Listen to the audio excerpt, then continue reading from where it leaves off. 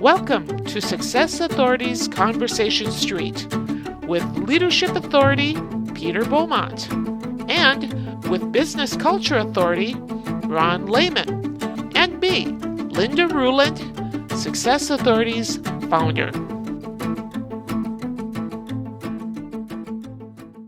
So what is the group hugs? I was asked to facilitate a 1.5 day long retreat with the C-suite of one of the major health plans in the Twin Cities. Originally was approached by the Chief Human Resource Officer. And she said, we got a lot of things going on here, a lot of communication, not a lot of trust, not a lot of collaboration. We've got conflict, but we have conflict avoidance. And she says, what can you do about that? And first thing I said was nothing, but you know me, I got through that in a hurry. And I said, let me do some thinking about that and let me come back and do some research. So, and I had her do some thinking about it. And what I came up with was a series of exercises to get them, first of all, have them check their egos at the door.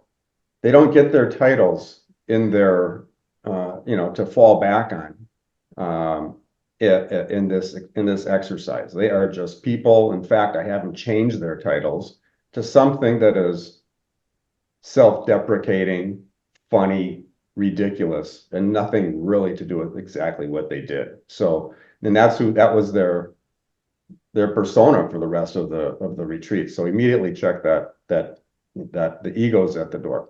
But she had, so she really wanted just them to have better trust in each other.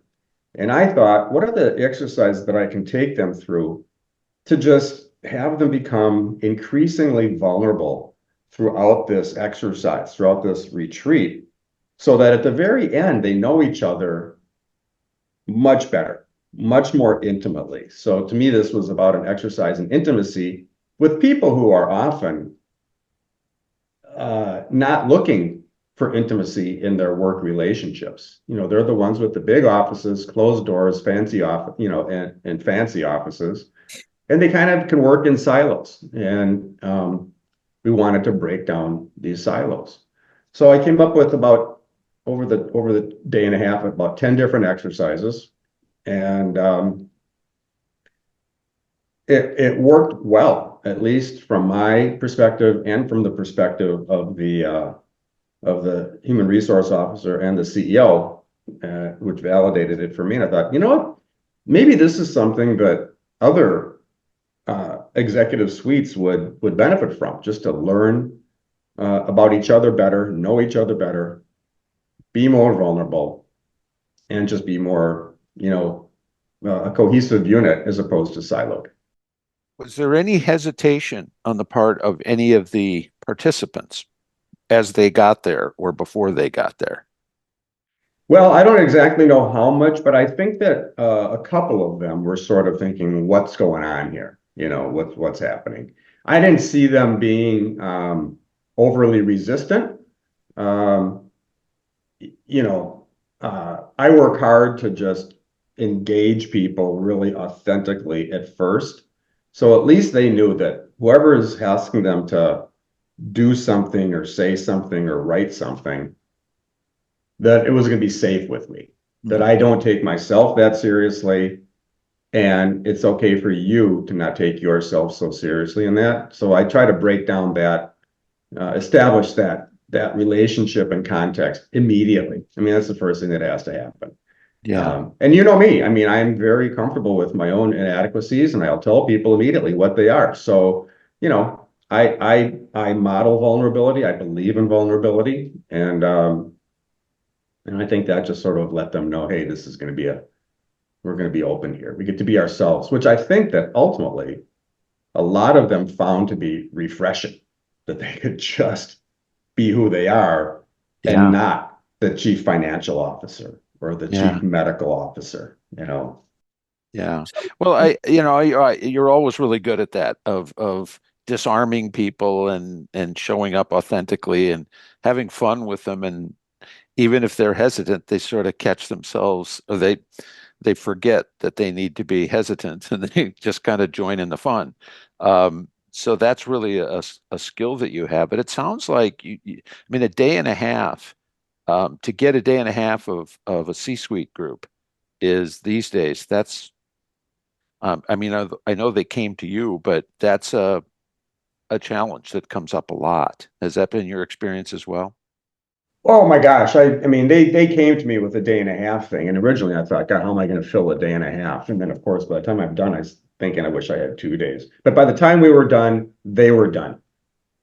There were Yeah. some tears at the very end, which I thought was, exemplified the fact that they had gone on a journey and arrived somewhere, from a vulnerability standpoint. Yeah, and you really But they couldn't run back to the ofse nobody on the was running back breaks. to the office. Yeah, No, yeah. no, they were captive. You know, they had some red marks around their ankles from the shackles that I bought. Amazing. You can, I think you can just go on Amazon and go look at shackles, and I think that you can find them. So no, we tied them up. They were going nowhere. Yeah. So Well, that's a good tip for all you training designers. You know, get Or your shackles. Velcro. Give them Velcro pants and sit on Velcro chairs. Yeah, and by the time They you can figure out leave, what's but happening, they got the chair stuck to their butts. always thinking, Good always luck thinking. driving. Yeah, Kind of hard to engage to the clutch with a chair stuck to your butt. good tip. Right. so did you Howie, did you have a stated deliverable statement type thing that you wanted to end up with at the end of the day and a half? Yes, well, I had them come up with what they wanted out of it. That was Good. one of the Yeah. first exercises. What do you expect to get? What does success look like was a question that I asked. Right. And there were a list of 4 or 5 things. One was conflict resolution, one was just greater communication, one was just making sure that we knew each other a lot better. And then, of course, I wrote those down on my new magic. You have to have the magic post-it note flip charts now. I couldn't do this without the post-it aspect of this, because and by the end of the time we had like 12 of them sitting around. But one of them was, what does success look like? And guess what? How do you think I ended the meeting? How did we do? Did we check them all off? And indeed, we had checked off every expectation. What do you think was I bet they all moved at different speeds, all groups do, in terms of, vulnerability. What was the big one that kind of broke the ice, do you think? And when did that happen? How far into it? Well, I don't know, because it just seemed to build naturally, Okay. Peter, how they just would volunteer more and more and more. And the human resource officer said at the end, she goes, you couldn't believe how one particular person just got there so readily and quickly and openly. So it made me think that people are looking for a safe space Yeah. to be exactly who they are, and Yeah. that's the magic of Vistage. I'm a Vistage chair, and that's the magic of Vistage, that you can be exactly who you are. There's no judgment. It's all, it's That's all true. confidential. It's the safest environment possible for people to have these kinds of conversations. And that's what I tried to create, for this group of executives. Yeah. So, Yeah. listen, one of the exercises was having one of them read from the chapter in my book on intimacy and vulnerability. And it was the first time, and I happened to choose the person who, she said, I probably had never uttered the F word aloud before in public like this, or in a group setting. Because it was in there once, it's not it's interspersed in the book very strategically. But so it was, and listen, that was vulnerable for her to get out there and say it, I think she read the sentence twice and just kind of emphasized that F word a little bit better the second time. They're on in the meeting, every other word was an F word. Yeah. Yeah, right. Yeah, so I don't think Peter, so Peter, the goal was to just have it sort of happen Right, sure. slowly and naturally, and sort of like all of a sudden they find themselves there and didn't realize they got there. You So, know, so I don't want you to give anything away. Well, maybe I do actually. What was what was the best exercise you thought when what was the most effective one that you think got you on the way? And again, you don't have to give me the act, but just give us. well, there are some other outcomes on there. So one of the exercises I use um, the Key Hub's platform also to do a quick survey. And the survey is, was kind of about how well do your stakeholders know what your stated values are or real values are, and how well does everybody internally know them, right? And I also said and then the discussion after that became, are these the values that really exist? So we've got our stated values. We actually have our real values. What are those? So that was a discussion. And then we went through what are the aspirational values, which was a great exercise because it led to this outcome of one of their key things was they just needed to be intensely curious with each other in order to have these conversations and to ask the what if questions with amongst each other to say, look, we need to transform. We're in the healthcare space. We just can't keep doing it the way we've done it because the world is changing so quickly around us. We need to be adaptable. We need to be creative. And so they're asking these what if questions. So that was really, I think, a good takeaway. I mean, if there was a theme or a motto that came out of it, it was this intense curiosity, which played into my whole conflict resolution exercise, because the takeaway of that, and I used a YouTube video of that one using a person who was a hostage negotiator, and it was all about conflict resolution. And her take was the most important thing for that is intense curiosity. So, they played right into my hand, although I didn't know it was my hand at the time. It was awesome. I'm assuming there was a gap. So let me answer that question first. Yeah, I mean, everyone kind of had an inkling, but they never really discussed. These are the real values you're talking about. What are the values, the real values that we share, not the ones that are published somewhere? And yeah, I mean, there was a little variance, and up to a lot of variance. So it was just up to the individual to really believe it. But then, some of the people thought that, if we look at our real values, we are risk averse. We say no. We don't say yes. And I'm not sure everybody was there, but there were a few people that were emphatic about, I'm afraid to go ask anybody for something or come up with a new idea because someone's going to say no. It's a no saying culture. Yeah. And I think they all came away from that thinking, we need to start saying yes or being more open-minded and asking questions, which is all that intense curiosity.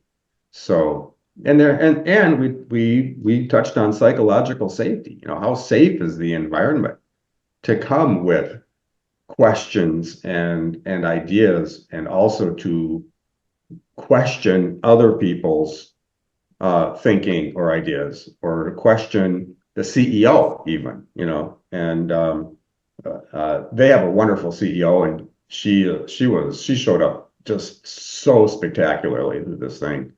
And I think that's the relationship between her and a few of those execs. Already they reported that they're just communicating so much more openly, and she sees them differently. They see her differently. So where was I going with that? Did I answer your question at all? Yeah, no, you did, because your heart, because I had a follow-up to it. So you did. So the follow-up was, did they, there's two dangers with something like this. One is that everybody concludes we need to change and then nothing happens. right? It just becomes another day and a half, and we learned something, and maybe we'll change in our interaction. But so, and then the other danger is, and it's probably linked to it, is there's no action plan that comes out of it where they say, for example, we really need to change our values. Right. You still have to have people who are really brave and courageous enough to Yeah, have these really meaningful, open conversations agreed. without having conflict become personal. Yep. You know, we're all so protective of what we think is right Yeah. or things that we think that we know. Yeah. And that's why, you know, I'm working on this new book, which is still mostly in my head. And the book is all about you really don't know. Just come to grips with the fact and assume that you just don't really know that much about anything and just be curious and just ask questions, right? But, you know, you've got nothing to protect. You know, you're not going to be defensive. You're not going to think somebody's wrong or stupid or bad. You know, it's just another idea. That's a highly evolved executive function, you know, to be that open-minded and you know, creating this environment of psychological safety. Yeah.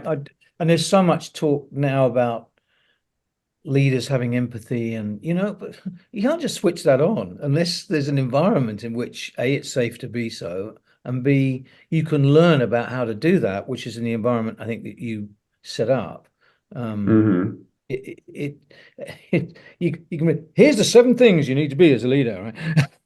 And there's Well, nobody you there. know how much I hate the list. Yeah. I know I whittled down the list to one thing, Peter. On a LinkedIn post a couple of years ago. I'm tired of the 5 things, the 10 things, the 7 things. Not sure what that magic number is. There's one thing a leader has to be: kind. Kindness is the one thing. Everything else ensues from that. Compassion, empathy, caring, whatever that is. Let's just start with that. And once you check that box, I imagine everything else is going to flow nicely. Something you said earlier, Howie, really, it kind of a couple of things. I think the idea that people in the C-suite have fears and are afraid and don't want to hear no would really shock most employees because of the belief that, well, they don't have the same concerns and worries we do. And part of it is, I think leaders want to always appear confident and clear, and we know that, don't worry, because they're afraid that if they show that they don't know, then that'll freak out the employees or something. There's a fear there, and I think Or a that's sign really of interesting. weakness. Oh, Yeah, yeah. Oh, And that's so normal. yeah, it's these humans. But how does that go along with the whole imposter, uh, the imposter syndrome that we all have to a certain extent? But it seems to me the higher you go, the more it becomes important that we're trying to protect ourselves from the image. We try to live up to the image of what we think this should be, as opposed to, just Well, showing up as who we are. I know. You know, when you're a leader, you all of a sudden people are looking at you and you slip up. It's embarrassing, you know. Nobody wants to be seen as a moron, but in fact, the more you show up as imperfect and occasionally or almost always wrong, the more endearing it is to your people that you're trying to get to follow. And all of a sudden, you've got this whole you're garnering the collective knowledge of the people around you, and those people feel empowered to give ideas, try new things, innovate. Failure is okay, but when the leaders are seemingly unwilling to fail or be seen as a failure occasionally, the message is, hey, we don't get to screw up around here. Yeah. And I don't know about you, but screwing up is a delightful way to, Learn. figure some stuff out. And Yeah. it's certainly inevitable. It always happens, and when you accept that that's true, it's It's not as embarrassing each time. It's just something to learn from. But, I saw a great example of what you're talking about with a leader being authentic and explaining it. It was a large organization. And the setting was that senior executives were doing a road show in all the plants all over the country. And they were going through some massive change.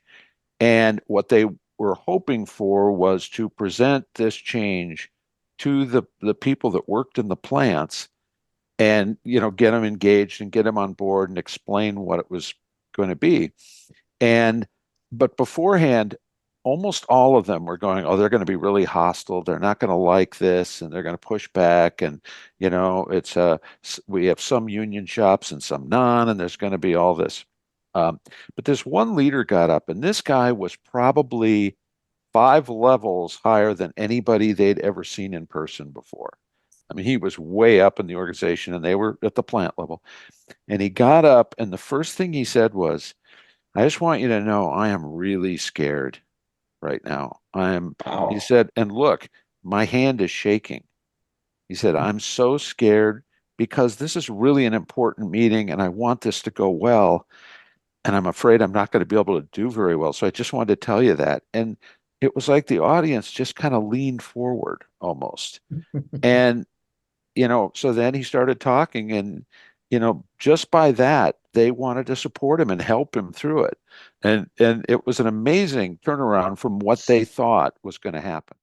So, Ron, how do you think people felt in terms of how much they trusted that leader after that happened? Did that build trust, or was it neutral, or did it destroy trust? I think they had great trust in that individual, or more trust, because up to that point, he was a name, a title, and all they knew was where he was in the organization. So they lumped him in with all those faceless people that make our lives miserable. And here was a human, an individual, and he opened up to them, and they loved him in that moment, and were really the level of engagement of that group from what they thought was going to happen to what did. And then it was a week-long process. That was the first thing. But after that, they were all engaged and working on what they could do to make this work. And he overcame it. And he had a great message, but part of it was just he started with going, I'm scared. Mm-hmm. And, the more that we are open with our own fears, the message is, hey, you got your own fears too. I'm with you. We really aren't any different. I might be making more money. I might have a fancier title than you, but we really are no different. And all of a sudden, you level the playing field emotionally, which is way more important than hierarchical, Yeah. And yet, I think there's a lot of leaders who feel they have to act the part. They have to act like the leader. And they believe that that's this and this and this, and not usually doesn't have words like be kind and empathy. And those things don't usually, right. At least they come up outwardly, but not really in the brain of, I have to look. It's more important to look like a good leader than to actually be one. Right. So Adam Grant really helped me get some perspective around imposter syndrome. And his point, and by the way, he didn't help me personally because we didn't have like coffee or dinner or anything like that. I had to get it through his book like every other, pedestrian human out there. But, and this is in this book, Think Again, by the way. He posits that, and I agree, that imposter syndrome isn't something to avoid or marginalize or ignore. It is something to be embraced, because the more you're aware that you're being an imposter, you get to make the choice to say, okay, I'm going to be genuine, authentic, admit that there's a lot of stuff I don't know, and that in order for me to know it, there are multiple ways to get to understand certain things. And that's through other people or other research or whatever it is. But that's where the curiosity comes in. So if you have a healthy relationship with imposter syndrome, don't marginalize it. Be really out there with it, or at least within yourself, to recognize that you got this, the sense that you don't know something, and you'll figure it out. But all of us had a period in our lives where we went from being the individual contributor to all of a sudden a leader. We hope you enjoyed this episode of Conversation Street. For more information or to schedule a private conversation with Success Authorities, email us at inquire@successauthorities.com.